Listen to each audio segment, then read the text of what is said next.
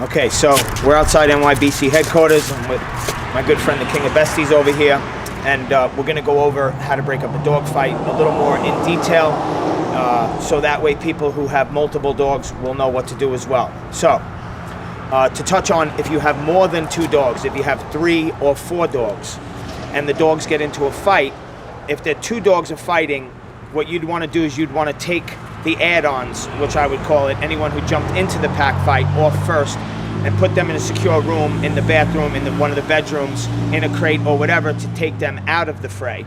And then you will have 2 dogs left, okay? So, once again, to go over it, the correct way to break up a dog fight, and it's important that the dogs have these type of collars on. So if you're having problems with your personal dogs, I would recommend that everyone go out and buy this kind of collar. And I have it in my pocket right here so I can show you. Hold her for a second, please. It's a belt buckle collar. It goes in like this and like this.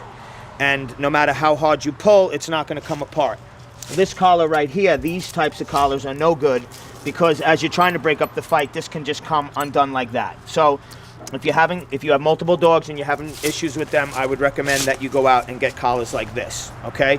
So, once again, if you have more than 2 dogs, you're gonna put the other dogs that were not actually fighting away, and then you're gonna concentrate on the 2 dogs that are fighting, okay? So if you are with someone else, the best way to do it would be to grab the collar and incorporate the collar in with the fat on the neck and lift up like this. Now, when you have them up here, again, you could put them down. When you have them up, it's very important that you don't pull apart, okay? You're gonna leave them together. No yelling, no punching, no kicking, no sticking a finger in the dog's ass. I've heard that. That's the stupidest thing I've ever heard in my entire life. Don't pull the dog's legs from behind. That's also another stupid thing that doesn't work. The best way to do it is to incorporate the collar, sort of like a noose, and grab them by the scruff of their neck and lift them up and hold them together until they let go. Once they let go, obviously if there's 2 people, then you could each take a dog, and what you would immediately do at that point is take the 2 dogs that had a fight for an hour walk together, okay? After the hour walk, you would bring them into the yard and you take them off lead and let them be. And I guarantee you that after that hour walk, they will not fight again that day. If you're having issues on a regular basis, then I would highly recommend that those dogs are walked for at least an hour a day, minimum an hour a day, which will help with any of the fighting that they're having.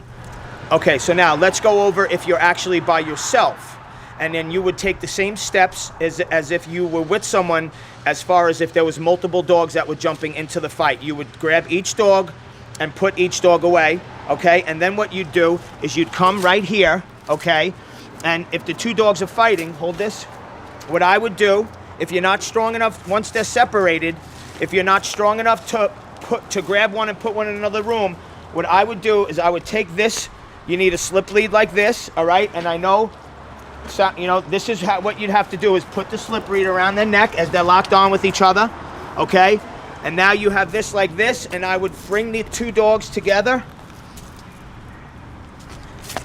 So if the 2 dogs were together like this and they were locked on, you're gonna have to reach under and put this on, okay?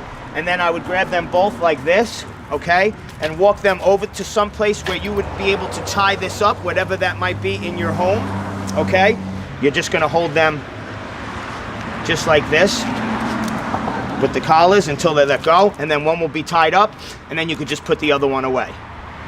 So, 2 of the most important things is, as you're breaking up the fight, do not yell, do not scream, do not punch, do not kick, do not stick fingers in dogs' asses, do not pull them apart. None of that stuff is gonna work, okay?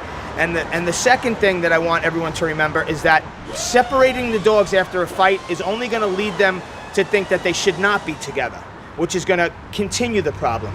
So my recommendation is anytime anyone has a fight, immediately, once the fight is broken up, you take them right out on a walk, right out on at least an hour walk, and then bring them back into a yard together somewhere where they could play.